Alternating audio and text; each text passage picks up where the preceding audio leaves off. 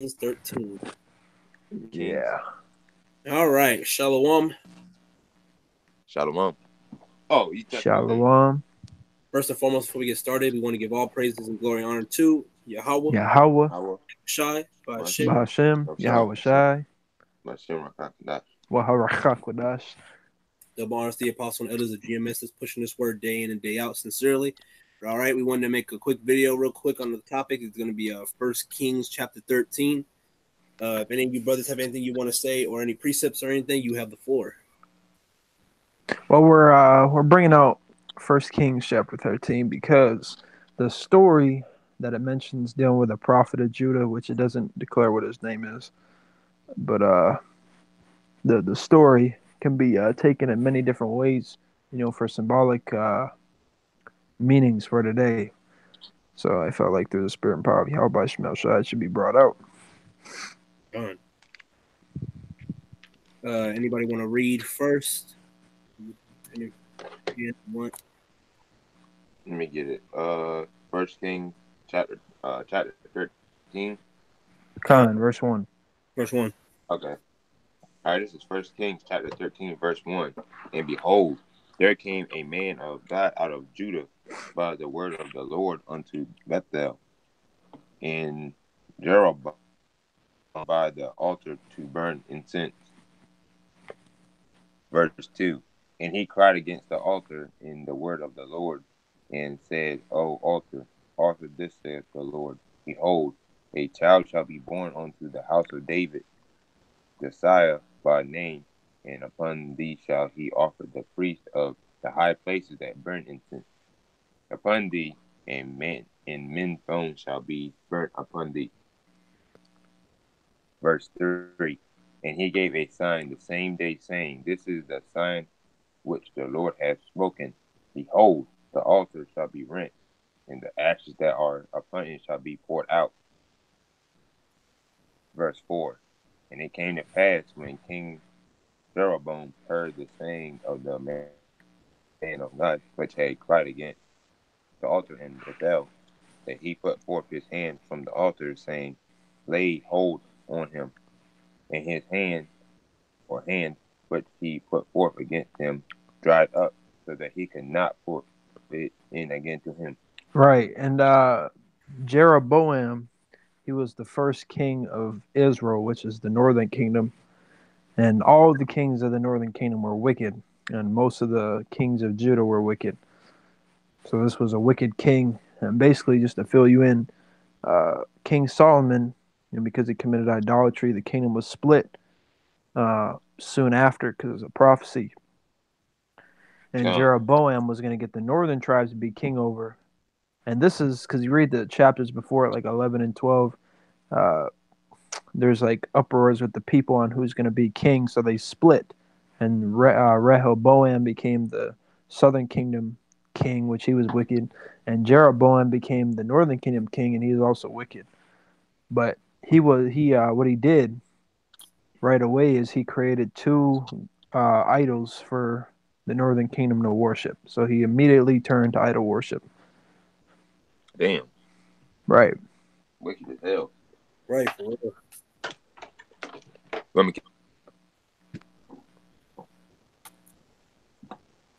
Or you just want me to stop there?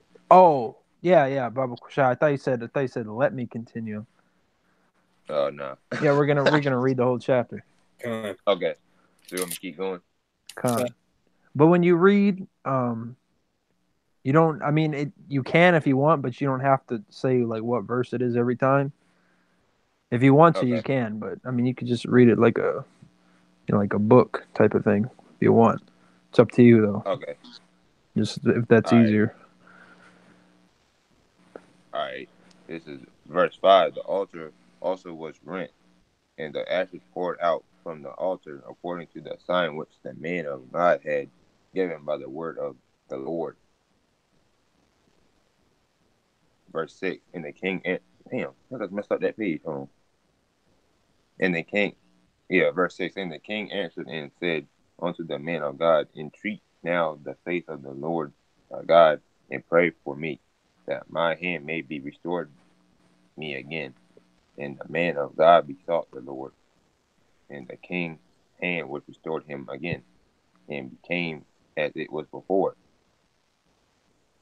Verse 7. And the king said unto the man of God, Come home with me, and refresh thyself, and I will give thee a reward. Verse 8. And the man of God said unto the king, If thou wilt give me half thine house, I will not go in with thee, neither will I eat bread nor drink water in this place. Verse 9. For so was it charged with me by the saying, Eat no bread, nor drink water, nor turn with thou that camest. Right. So he was commanded by Yahweh not to eat or drink in that place. That's why he's not doing it, because he was commanded not to do it, which is a major part of the story. So just keep that in mind. Okay. Verse 10. So he went and returned not by the to Bethel. Verse 11. Now there dwelt an old prophet in Bethel, and his sons came and told him all the works that the man of God had done that day in Bethel, the words which had spoken unto king, them that told also to their father. Verse 12. And their father said unto them, What way went he? For his sons had seen what way the man of God went, which came from Judah. Verse 13. And he said unto his son, Saddle me the ass, to the ass, and he rode thereon. Verse 14. And went after the man of God and verse 14, and went after the man of God and found him sitting on the oak. And he said unto him, Art thou the man of God that came from Judah? And he said, I am. Verse 15. Then he said unto him, Come home with me and eat bread. Verse 16. And he said, I may not return with thee, nor go in with thee, neither will I eat bread nor drink water with thee in this place. Verse 17. For it was said to me by the word of the Lord, Thou shalt eat no bread nor drink water there, nor turn again to go by the way thou that camest. Right. So he was asked again to go and eat bread and drink water and all that. But once again, he said no. He denied to do it because Yahweh told him not to. Right. That was the second time now. Time. All right. This is verse 18. I am a prophet also as thou art. And an angel spake unto me by the word of the Lord, saying, Bring him back with thee into thine house, that he may eat bread and drink water. But he lied unto him. Right. So the guy lied and said that an angel told him to tell him that he should come and eat back in the place. God. All right. Did I read verse 19 just now? No, you just read 18. Okay. Verse 19. So he went back with him and did eat bread in his house and drank water. Right. So what did he do wrong here? He ate and drank water. Right. Which Yahweh told him not to. God. Verse 20. And it came to pass as they sat at the table that the word of the Lord came unto the prophet that brought him back. Verse 21. And he cried unto the man of God that came from Judah, saying, This saith the Lord, for as much as thou hast disobeyed the mouth of the Lord, and not kept the commandments which the Lord thy God commanded thee. Verse 22. But camest back and hast eaten bread and drunk water in the place of which the Lord did say to thee, Eat no bread and drink no water. Thy carcass shall not come unto the sepulchre of thy fathers. Verse 23. And it came to pass after he had eaten bread, and after he had drunk, that he saddled for him the ass, to wit, for the prophet whom he had brought back. Verse 24. On a lion met him by the way and slew him, and his carcass was cast in the way, and the ass stood by it. The lion also stood by the carcass. Right. So because he disobeyed the command as he was leaving that place, a lion came and tore him up. Damn. That's the worst. Then that fucking hurt. Damn, dude. All right, verse 25. Did I just read 24? Yeah. Okay.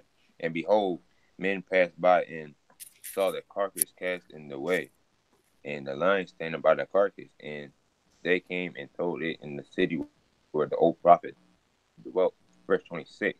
And when the prophet that brought him back from the way heard thereof, he said, it is the man of God, the Lord of the Lord. Oh, wait a minute, I just messed that up. Salakia. He said, it is the man of God who was disobedient unto the word of the Lord. Therefore the Lord had delivered him unto the lion, which had torn him, and slain him, according to the word of the Lord, which he spake unto him. Verse 27. And he spake to his son, saying, saddle me the ass, and they saddled him. Verse 28. And he went and found his carcass cast in the way, and the ass and the lion stood standing by the carcass. The lion had not eaten the carcass, nor torn the ass. Verse 29. And the prophet took up the carcass of the man of God, and laid it upon the ass, and brought it back. And the old prophet came to the city to mourn and to bury him. Verse 30. And he laid his carcass in his own grave, and they mourned over him, saying, alas, my brother. Verse 31. And it came to pass after he had buried him, that he spoke to his son, saying, When I am dead, then bury me in the sepulchre wherein the man of God is buried. Lay my bones beside his bones. Verse 32. For saying which he cried by the word of the Lord against the altar in Bethel, and against all the houses of the high places which are in the cities of Samaria, shall surely come to pass. Verse 33. Like it. After this thing, Jeroboam returned not from his evil way, but made again of the lowest the people of priests of the high places. Whosoever would, he consecrated him. Consecrated. Him. Which basically just means set apart, made holy. So, because just to fill, you in on that, I think it was in chapter 12. Instead, because the Levites, the sons of Aaron, were appointed to be the priests, and the others, those that didn't descend from Aaron but were from Levi, they still had holy duties in the temple. That was a tribe that was set apart like that.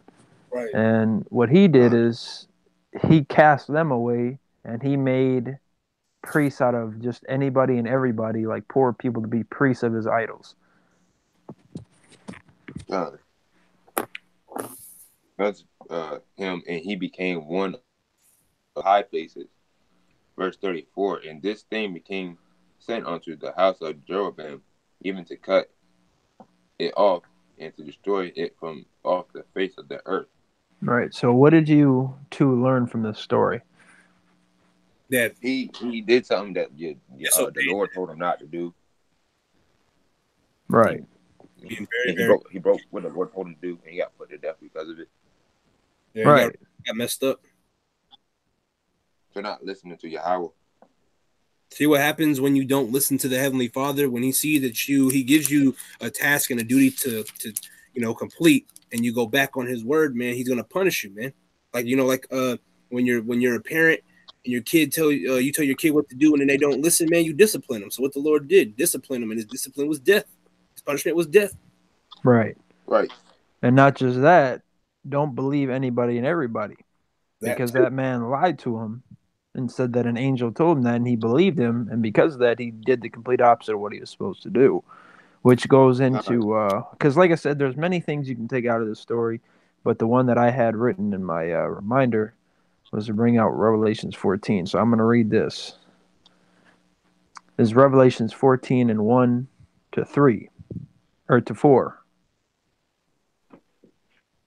It says, and I looked, and lo, a lamb stood on the Mount Zion. Who's the lamb? Yahushua. Right. And with him 144,000, having his father's name written in their foreheads. And I heard a voice from heaven, as the voice of many waters, and as the voice of a great thunder. And I heard the voice of harpers harping with their harps. And they sung as it were a new song before the throne and before the four beasts and the elders. And no man could learn that song but the 144,000, which were redeemed from the earth. All right, which is going into the doctrine, the truth. These are they which were not defiled with women, for they are virgins. Now, what that means is they're not defiled with these philosophies, these other ideologies like Christianity and Islam, and all these other false doctrines that are being pushed on the planet Earth. As a matter of fact, I watched a lesson a lot similar to that yesterday. Yeah, it was Apostle Gabar brought it out, which is Real this quick, is where Salaki, That in the California camp. I lost the chapter that you just read. What was it again? So I can highlight. Revelations 14, 1 to 4. Con, water. And I'm going to continue reading verse 4. It says, well, Revelations 14 and 4, which is heavy because that's 144. These are they which were not defiled with women, for they are virgins. And a simple Jake will tell you that means they haven't had sex. It's not at all what that's talking about. These are they which follow with the Lamb whithersoever he goeth. These were redeemed from among men, being the first fruits unto Yahweh and to the Lamb. So these people follow Yahweh Shai wholeheartedly, right? So they're not going to be turned out of the way, even with all the false prophets.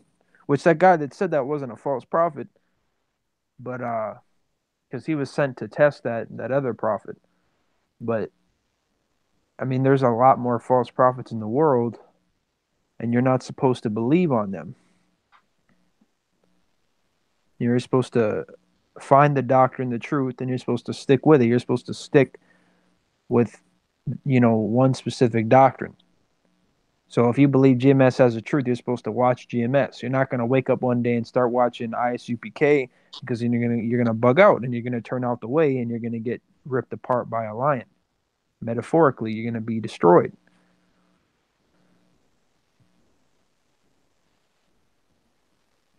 Are you guys still there? Hello? Con. Okay, I couldn't hear anything. Like that. I was listening though. I have it all the way up. I can hear you. This is well, can you get Matthew 24 and 23 and start at, Matthew 24, start at 23 and read to 26. I'm back. I get it. This is Matthew 24 and 23. Read down to 26. Right. The verse 23. Then if any man shall say unto you, lo, here is Yahweh Shai Mashiach, or there, believe it not. For there shall also arise also false of Yahweh Shai Mashiach and false prophets, that shall shew great signs and wonders, insomuch that if it were possible, they shall deceive the very elect. Right. So they're not going to deceive the elect. And why is that? Because it just told you that the elect aren't going to be defiled with women. They're not going to be defiled with these ideologies. They're not going to be, lied to and believe on lies, right? Which most of the world is believing on a lie, whether they want to accept that or not. And of course, they're not going to want to accept that. A brother, Aishi Arba, he brought out a phrase that he saw in a video, and it's called cognitive dissonance, right? Which is based. Yeah, I'm gonna bring that out because that's heavy. And what I replied to him, because I remember seeing it, I think it was Mark Twain, and he had a quote saying that it's easier to fool people, to lie to somebody, than it is to convince them that they've been fooled or that they're living a lie, which is very, very true. Right. Yeah, this is cognitive dissonance, and it says a state of having inconsistent thoughts, beliefs, or attitudes, especially as relating to behavioral decisions and attitude change. That's not exactly the one I wanted. Let's see what else there is. Okay. In the field of psychology, cognitive dissonance is the mental discomfort experienced by a person who holds two or more contradictory beliefs, ideas, or values. This discomfort is triggered by a situation in which a person's belief clashes with new evidence perceived by the person. So basically, it's somebody that wholeheartedly believes what they've been told, which, like we were just saying, is lies in this world. And we bring out evidence, we bring out scriptures, and they reject it, even though it's right in their face and it's true. They can't deny it. They can't bring out scripture. They can't say anything regarding the scriptures that we're bringing out. They reject it because it's not according to what they believe, what they want to believe, what they see in their mind and perceive as truth. Because there was also a video of a KGB agent, which was a Russian group. And the guy was talking about, and this was like in the 80s, he was talking about how Americans, you could shower them in evidence. Like you could literally show them something in front of their eyes, but they're not going to believe it because it's contrary to what their government has told them. Right. Which is exactly true. That's right. So the moral of the story is we believe we got the truth, so we need to stay on this path. We have strict commands, and we shouldn't let somebody sway our judgment. Because scriptures tell you. Let me get this, or I'll have somebody else get it. You want to get it real quick? I'm just Ecclesiasticus 3:24. Well, actually, you got to finish that. I don't think you finished that yet. No, I didn't finish this. Salakia. Can you get that, Zion? Ecclesiasticus 3:24. It's Sirach, also known as Sirach. I get it. This is Matthew chapter 24, verse 26. 25. Oh, 25. Salakia. Behold, I have told you before. Verse 26. Wherefore they shall say unto you, behold, he is in the desert, though not be forth. Behold, he is the secret chambers. Believe it not. Right. Yeah, you can read on. Okay, I was going to have something to say. Whereas the light cometh out of the east, it shineth even unto the west, so shall also the coming of the Son of Man be. Right. So you're not going to be thinking, is he coming back? Like, is he here right now? Is that him? You're not going to be thinking that. You're going to know what it is. You're going to know exactly what it is. Read down to 31. All right, verse 27. Whereas the lighting cometh out of the east, it shineth unto the west. Oh, 28. I'm reading 27 again. But verse 28. For whatsoever the carcass is there with the eagles be gathered together. Immediately after the tribulation of those days shall the sun be darkened, and the moon shall not give her light. Real quick, I think that's when it comes in with that darkness, like how it's gonna be dark. Yep. Mm-hmm. Yep. The nuclear missiles. Because immediately after the tribulation is going into right after Jacob's trouble. Once they get that mark of the beast mandated, it's going to be very quick after that. Once you see those missiles, because like they show you in 300, we brought out before, when the Persians shot all those arrows up, it literally, created a giant shadow and made it dark because it was blotting the sun out. So how much more are all these nuclear warheads? So it's going to blot the sun out, and Yahweh Shai is going to come back, at the same time. And the moon shall not give her light, and the stars shall fall from heaven, and the powers of the heaven shall be shaken. Verse 30. Then shall appear the sign of the Son of Man in heaven. Then shall all the tribes of the earth mourn, and they shall see the Son of Man coming in the clouds of heaven with power and great glory. Verse 31. And he shall send his angels with a great sound of a trumpet, and they shall gather together his elect from the four winds, from one end of heaven to the other. Right. And the elect are going to endure unto the end. Because that's another thing, because when he was there, he got asked, come eat and drink. He said no. Then he left. And then they went to people came after him and said, come back and eat and drink with us. And he said no. But then he gave up on the third. So does it matter that he denied to break the commandment the first and the second time if he did it the third time? No, because guess what? Nope. He's still dead. He died. He got killed. And that's the same thing now, man. That's the exact same thing now. You can deny to celebrate Christmas. You can deny to go to church. You can deny to eat pepperoni pizza. But if you take that chip, you're fucked. You're done. You have to pass every single test. That's right. That's the bottom line. That goes into enduring until the end. You have to remain a virgin until the end. You can't do 50-50. You can't do half the work. You got to do all the work. Right. And that also shows that Yahweh is the one that brings judgment, man. Right.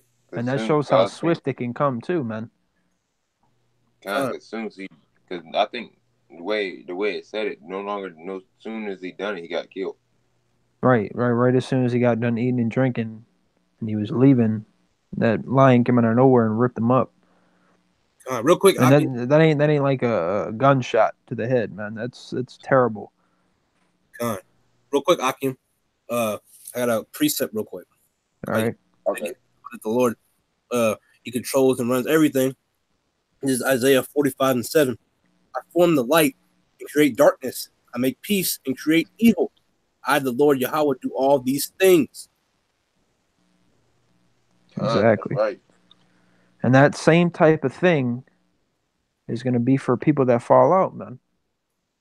Because that's relatively what he did, to a certain extent. He fell out. He quit following the commands, which is exactly what, falling out is, which Yahweh Al Sharatazar, we stay in this truth. But a lot of people are about to fall out. And that same type of judgment can be right around the corner for him, man. Like you see these movies, somebody would be running and there'd be somebody on a wall in front of them, like around the corner with a bat, getting ready to swing it on their head when they come around. I'm going to get this.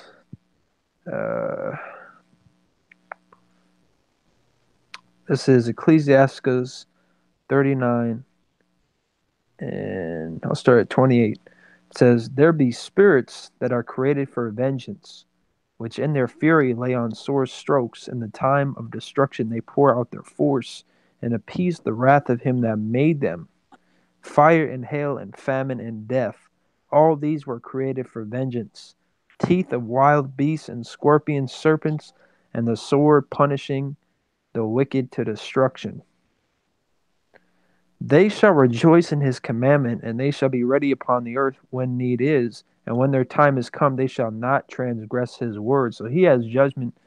He has certain things that he created just for judgment. And when he tells them to go do this or that, they're going to do it. So if you even slip up for a minute, let's say you decide to indulge in some sort of sinful act, even though you know it's bad and all that. Let's say you sleep with another man's woman. Next thing you know, you got herpes. Right. And then you get from the doctor's office, he tells you got herpes, and it's one of the worst cases he's ever seen. You're leaving the thing, and all of a sudden a car comes in and takes your leg off or some shit, man, and you bleed out. Terrible shit like that will happen to you. You don't know who you're messing with, man, at all. Because he's the ultimate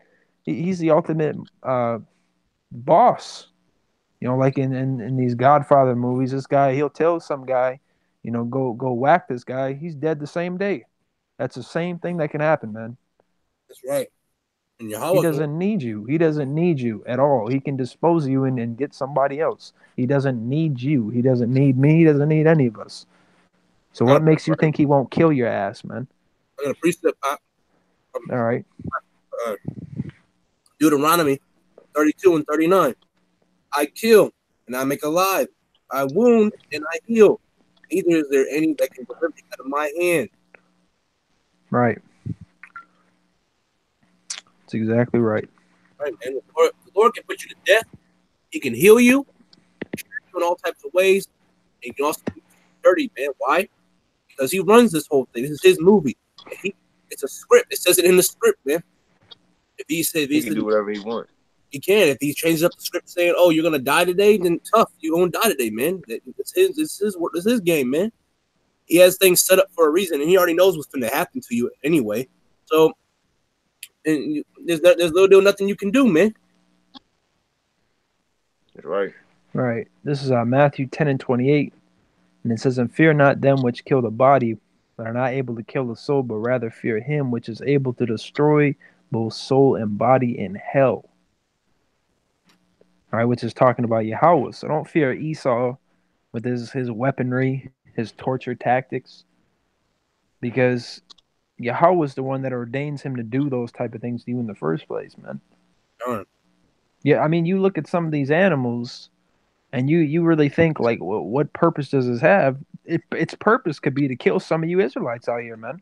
Right. That's his purpose. It looks scary as hell. It's deadly. It's got some of the strongest bite force, and you wonder, well, why did he create it? To kill people like you that give up, man.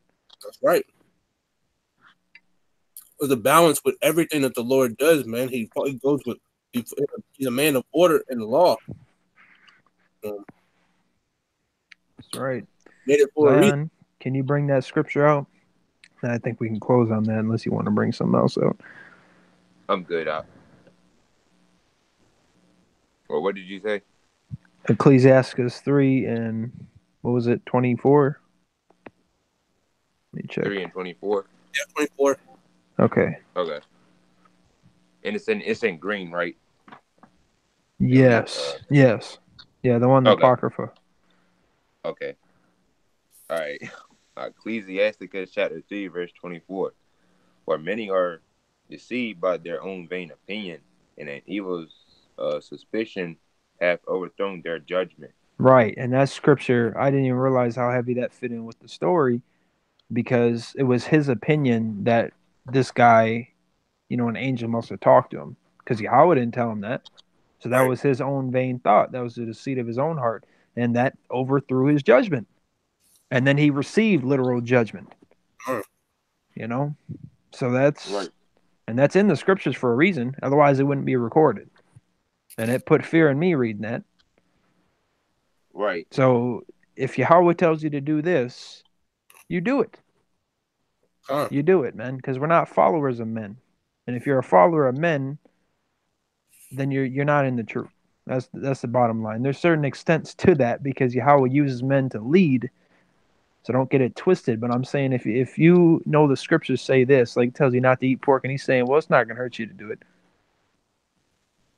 Then, like your Christian pastor, that's obviously not somebody that you should be taking advice from, because you're going to end up like the prophet from Judah. It goes back to, I'm not speaking in women, but I'm speaking in general for it. It goes back to Genesis, the 3rd chapter, how that serpent persuaded Eve to be like, oh, no, go ahead, you good, you can eat this. Yeah, I know the Lord said don't eat it, but you good, you good. And then that's the same thing that will happen soon here. Esau tell you if you take this chip, because it's like there's a show called, I think it's called The 100. And in this show, they showed stuff like the Mark of the Beast, which you should watch that season. Elder Chazak from GMS Mississippi, he brought it out like a while ago. I actually watched that season because he made a video on it. And they had this thing, it was basically like an RFID chip. That's basically what they were doing. And people would have pain. They crucified this one guy, and they were telling him how if you take this chip, it's going to take the pain from you. You got to, if you swallow it, it's going to get rid of your pain, which it would. But that's how Esau is going to work you, man. He's going to finesse into your emotions, to your feelings, because you're going through pain because he's torturing you and all that. And he's going to try to get you to take whatever it is, and then he's going to promise that he can stop that pain. Just like if you got the flu and you're throwing up, somebody will, your guardian or your parent or whatever will comfort you, and say that you're going to be all right and going to help you out. But they can't help you, man. Only Yahweh can help you. That's right. Right. So no matter what Esau says, and first of all, he could literally say he's going to do this and that, and then you take the chip, and then he kills you anyways. And now, not only are you a loser, you're a 2-time loser. And not only that, your house have mad at you now. Exactly. And now you're a 3-time loser. You're just a big L. You marked yourself so bad for death. It's unbearable, man. You don't realize what you've done when you take that chip, man. I'm telling you, if you take that chip, I'm telling you right now, I don't even imagine. I can't even fathom what's going to happen if you take that chip, man. That's why when we say don't take that chip out of anything, take death, man. Because you're better off trying to take 2 leaves off a tree and trying to flap them like wings over the Grand Canyon and survive that than you are to take that chip. So I'd rather do that. If I had it, would you rather take the chip or jump off a Grand Canyon with the 2 leaves that you got to fly? Yeah. And if I do die, my spirit goes to the Heavenly Father and I'm not going to be destroyed. Right. I'd rather do that. And Yahweh shall like you for not giving up. Right. Right, because he commanded us not to take that. Right. It's a strict command not to take that chip. And then when you right there, that's like the chip is like between you failing and passing the graduate Yahweh Shem Yahshua school. Like if you take that, you're gonna fail all your damn fucking assignment if you do that. I mean, that's like doing a test and not writing your name on it. Wait, right? I don't know who this is, so you don't get any credit. You get a 0. Right, like if you do that, if you take that chip, all your work is in vain. Like you did it for no reason. Right. Exactly. And how do we know it's a command not to take it? Because it tells you the punishment that you'll get if you do. Right. That's why. Right. Yeah, I mean, if it was something that we were supposed to do, then why would you get destroyed for doing it like that?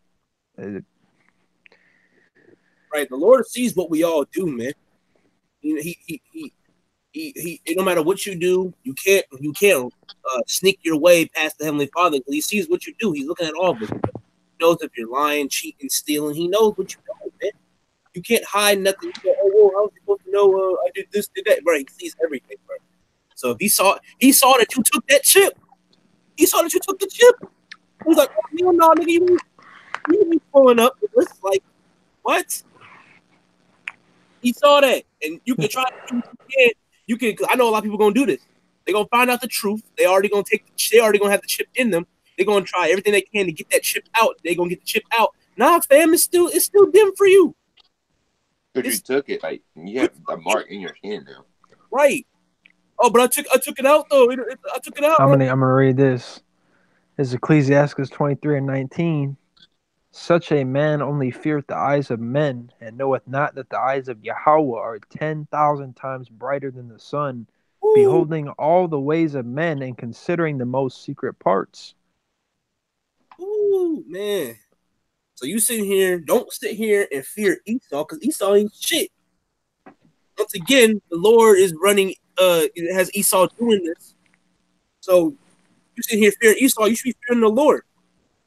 Yeah, don't think you can go ghost on Yahweh, man. He knows exactly where you are. And he knows exactly what you're doing. He sees you, man. And if you're a man of the Lord, you should already know, right? Let's say you got kidnapped or they're trying to force the chip on you. You should already know, man, like that Yahweh's watching, man. He sees that you refusing to take that chip, you backing down and suffering and everything. Hey, man, he got your back. He knows he sees it, right, man. He created your back. He's got your back. Right. That's what I'm saying, man. He know what you're doing. That should really pressure you into doing better. That should pressure you into putting all your effort in, because you can make a presentation. You can be standing in front of the mirror talking. It's a breeze. But once you see that crowd, there's people watching you. Now it's a whole nother story. And that's how you should feel. God. What's that thing they say when you're nervous? Picture everyone in their underwear. Bro, oh my God. Damn. You gotta think like that, man. So when you get that chip, tell Esau, no, fuck you, man. Kill me then. Nigga, I'm gonna make you my slave in the next world, nigga. And tell him that. Just do whatever Or just don't tell him anything. You only gotta speak. Oh, actually, yeah, that's better off to let him find out on the other side. He's speaking. Not true, because I got nothing to say. There ain't nothing to say. Right. Ain't worth the breath. Just take my death and just go on about it. Or right. Just leave me the fuck alone.